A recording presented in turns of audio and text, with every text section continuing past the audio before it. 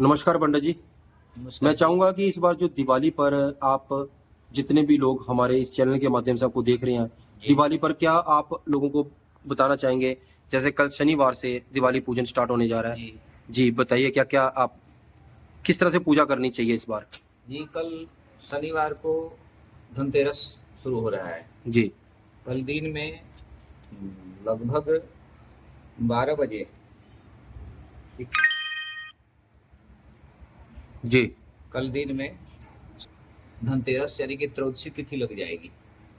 धनतेरस लग जाएगा कल 12 बजे से लेकर के, यानी कि शनिवार को 12 बजे से लेकर के एतवार के दिन 1 बजे के 52 मिनट तक, यानी कि दोपहर लगभग 2 बजे तक धनत्रयोदशी का आप जो भी वस्तु खरीदना चाहते हैं खरीद सकते हैं। अब उसमें है कि कौन सी वस्तु खरीदे, इसमें सवाल आती है कि कौन सी वस्तु खरीदे। तो वस्तु में कभी भी नुकीले वस्तु नहीं खरीदनी चाहिए धनत्रयोदशी के दिन। नुकीले वस्तु जैसे हो गया झाड़ू या किसी प्रकार की कोई स्टील का लोहे का कोई सामान, चम्मच इत्यादि नुकीले वस्तु नहीं खरीदनी चाहिए।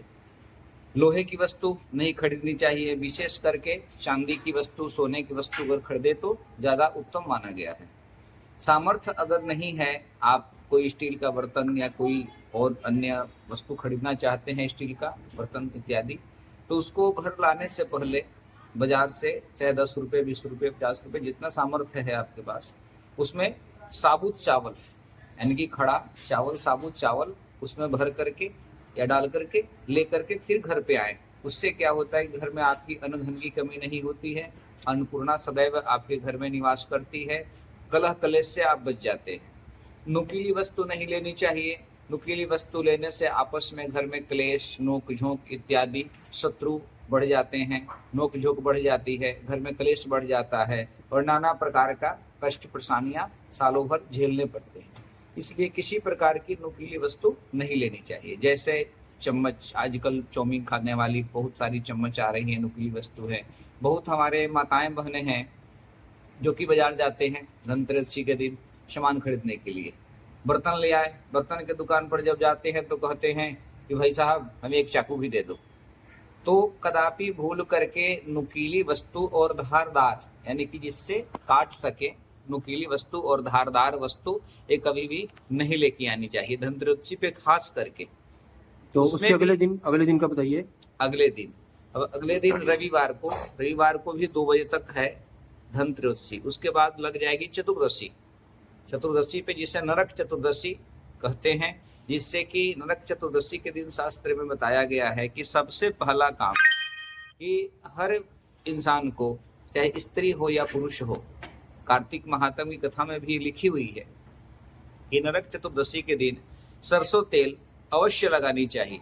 इससे यम से रक्षा होती है, शनिदेव प्रसन्न होते हैं, शनि की पीड़ा से इंसान बच जाता है तथा नाना प्रकार के कष्टों से बचता है, कलह कलेश से बचता है और शरीर निरोगी होता है, आरोग्य होता है, कई बीमारियों से इंसान बच जाता है।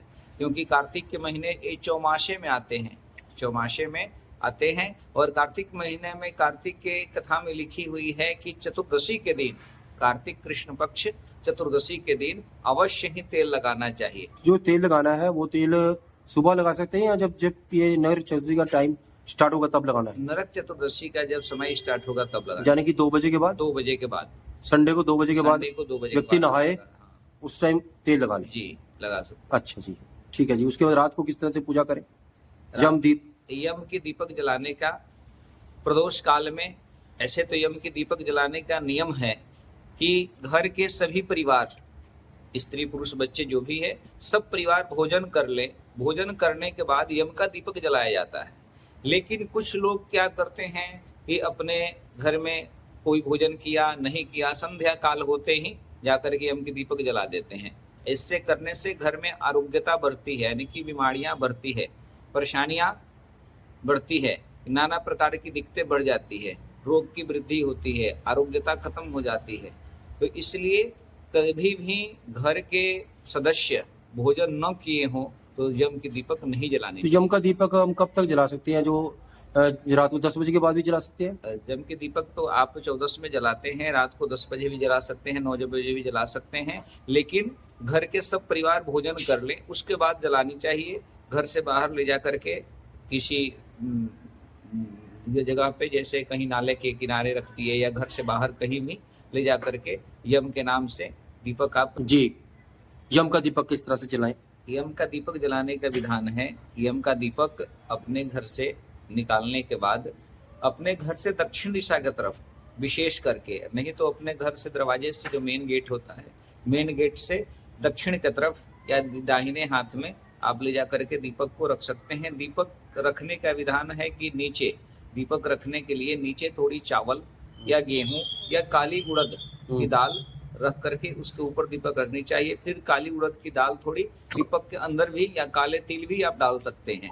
सरसों के तेल के चौमुख दीपक, यानी कि 4 बत्ती वाला दीपक जलाएं, जिससे कि चारों दिशाओं से यम देवता की कृपा बनती है, रक्षा होती है, सब परिवार को रक्षा करते हैं।